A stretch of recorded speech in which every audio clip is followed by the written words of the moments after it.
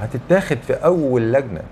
من غير اول لجنه وانت معدي على اي كوبري او اي تقاطع فيه عسكري مرور او ضابط مرور هياخدوها. هو القانون بيقول كده. وكل توك توك صاحبه معروف اصلا يعني كل توك توك في اي مدينه صاحبه معروف وعنوانه معروف. لا ده هيديني ولا ده هيديني، اللي هيهمني هو انت.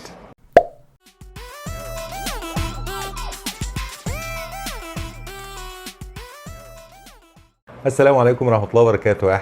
انا عارف ان احنا مش هنخلص من موضوع العربية بجاج اللي زهقنا من اخبار. العربية هتنزل شهر 7، العربية هتنافس التوك توك بطريقة مش معقولة، العربية مواصفاتها خرافية. لا، الموضوع غير كده. انا هقول لك كل التفاصيل عن العربية كيوتي من شركة بجاج الهندية، وليه المستورد المصري اللي استوردها نزل منها عينات عربية كانت بتلف على كل المحلات او كل التجار في معظم المحافظات علشان يفرجوها على الزبون اللي هيشتريها قبل ما تنزل وقبل ما يعلنوا سعرها. في مفاجأة في الفيديو، انا عايزك تتابع علشان تشوف الفيديو للنهاية وتشوف ايه التفاصيل اللي بتتم من تحت الترابيزة. اهم حاجة لايك وشير وسبسكرايب. يعني لو انت مش مشترك لو سمحت ادعمني بلايك، ادعمني بتعليق ان امكن. لو مش لاقي اي تعليق تكتبه صلي على النبي في تعليق. اشترك في القناة وفعل زر التنبيهات علشان يوصلك كل جديد. القناة هنا كلها مصداقية. ندخل في الموضوع على طول. اولا، شركة بجاج الهندية صنعت العربية كيوتي سنة 2015. تم تصديرها لمعظم الدول المحيطة بينا، يعني نزلت في السودان ونزلت في معظم دول افريقيا، نزلت كل الدول ما عدا مصر. العربية ديت كانت ايامها في سنة 2016 التوك توك سعره 24 او 26 الف جنيه. تمن التوك توك زيرو كان 24 او 26. بعد سنة 2016 ما خلصت او في اخرها التوك توك بدأ يترفع سعره لغاية ما حصل ال 30 38، فضل يرفع يرفع يرفع لغاية ما وصل دلوقتي السعر انت عارفه. طيب، هي ايه مقومات نجاح اي منتج ينزل السوق؟ مقومات النجاح سعر منافس للمنتج اللي انت عايز تنافسه. طبعا العربية دي انت نازل بتنافس بيها التوك توك. طيب التوك توك ده مين المستورد التوك توك؟ انت نفسك اللي مستورده. يبقى انت هتنافس ازاي؟ انت كده مش معاك اي سلاح تنافسي. يعني انت لو انت اللي مش جايب التوك توك تقدر تنافس بسعر العربية. يعني التوك توك لو ثمنه 50,000، ده أنا بقول لك أمثلة فقط لا غير، لو سعره 50,000 أنت هتنزل العربية ديت ب40,000 أو ب45,000. يبقى هنا في تنافسية بين السلع، فبالتالي يقدر الزبون يقرر هو يشتري توك توك ولا يشتري عربية كيوتي من بجاج. السر بقى ورا تأجيل نزول العربية كيوتي من بجاج ان العربية ديت ضعيفة ومش هتقدر تنافس التوك توك في السوق المصري. السوق المصري فيه منتجات كتير نزلت علشان تنافس التوك توك ما قدرتش. بدليل في شركتين نزلوا تي في اس، نزل توك توك ما نجحش. نزل بياجو الايطالي ما نجحش. ما نجحوش ليه بقى؟ ما نجحوش لان ما قدروش ينافسوا في تواجد او تحضير القطع الغيار الخاصة بالمنتج اللي هم نزلوه. اللي هي قدرت بجاج تنافس في النقطة دي، ان اي حد او اي محل، لدرجة ان ممكن تلاقي قطع الغيار بتاعت بجاج في اي سوبر ماركت. ممكن تلاقي سلك غيارات، سلك دبرياج، مش عارف ايه مش عارف ايه. قطع الغيار كانت متواجدة بكثرة. على النقيض تروسيكل ماكسيما لما نزل ما قدروش ينافسوا بيه. ليه؟ لان ماكسيما نزل بسعر، كان اول ما نزل كان موديل 2015 كان سعره كام؟ كان سعره 52 الف جنيه. في حين ان التروسيكلات المنافسه انت تدور على المنافس، ما تدورش ان في توك توك بنفس السعر او اقل من السعر او ازود من السعر. تروسيكل ينزل ينافس تروسيكل تاني، ما ينزلش ينافس عربيه او ينافس توك توك زيه. ماكسيما لما نزل كان سعره تقريبا 55 ألف جنيه. في الوقت ده كان الجي ام سي والسي ام جي والبيني والروك 14 كان دول تروسيكلات مكتسحه السوق المصري. كان سعرها قد ايه ايامها؟ كان سعرها 16 و20,000 و22,000. واحيانا انت لما تيجي تروح تشتري تروسيكل مستعمل ممكن تشتريه بكام؟ تشتريه ب 10,000 و7,000 و12,000.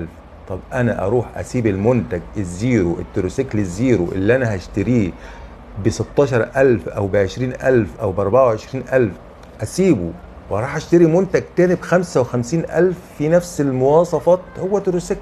بل التروسيكلات العاديه اللي هي الروك والسي ام جي والجي ام سي والبني وكل الموديلات الصندوق بتاعها اكبر واعمق.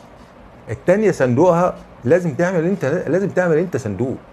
يعني انت هتضيف لثمن التروسيكل للبجاج ماكسيما فلوس تانية علشان تعدل في الصندوق بتاعه وتعمل شغل جديد.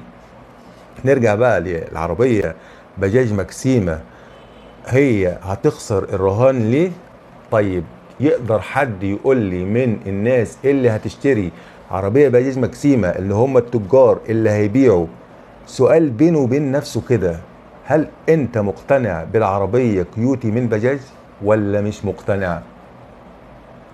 99% وتسعة من عشرة من التجار هيقول لك انا مش مقتنع ومش هتمشي ومش هتنفع وكل الكلام اللي انا بقول لك عليه ده.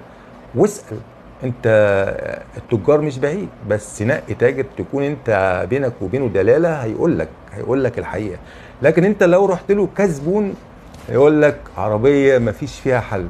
وخلي بالك التاجر اللي هيجيب العربية ديت مش هيدفع فيها فلوس، هيجيبها يا باشا على المبيع.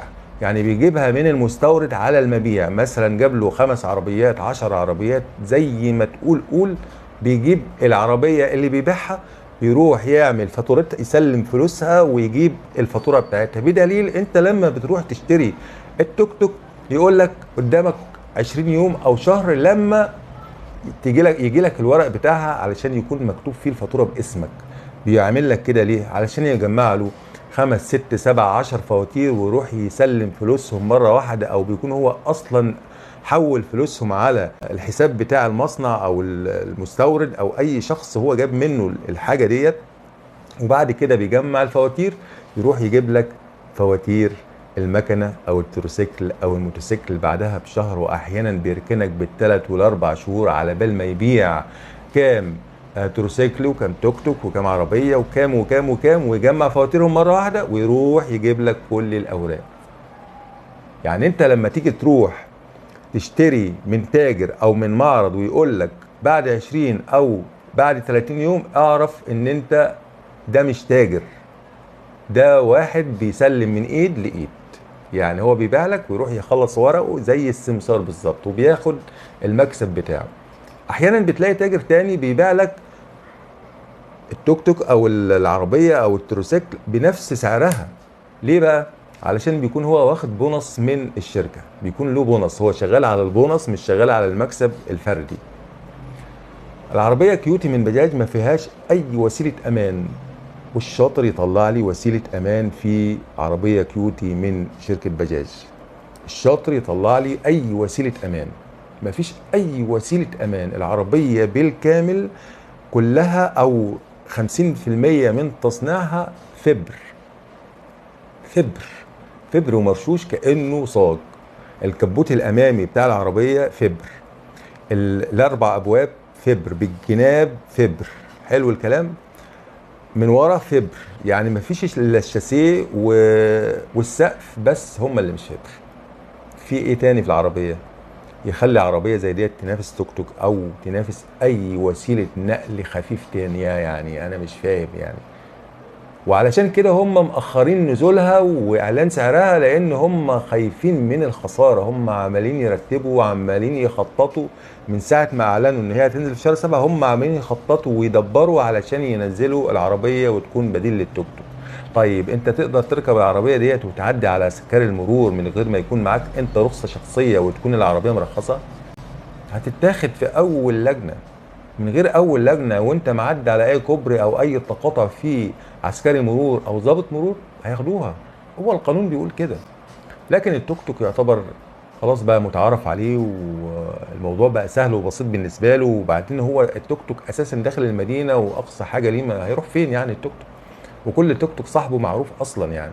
يعني كل توك توك في اي مدينه صاحبه معروف وعنوانه معروف. لكن العربيه اربع ابواب متقفله ومش هينفع تركب فيها طلبه بنات او اطفال صغيرين يروح من مكان لمكان. طب هياخد كام الاجره؟ هي دي كل الحكايه عن عربيه بجاج، كيوتي بجاج اكس. انا بقول الحقيقه، لا ده هيديني ولا ده هيديني. اللي هيهمني هو انت اللي هتنزل تشترك في القناه وتفعل زر التنبيهات علشان يوصلك كل جديد. تحياتي ليكم، اخوكم هاني المحلاوي، قناه القاهره الان. السلام عليكم ورحمه الله وبركاته.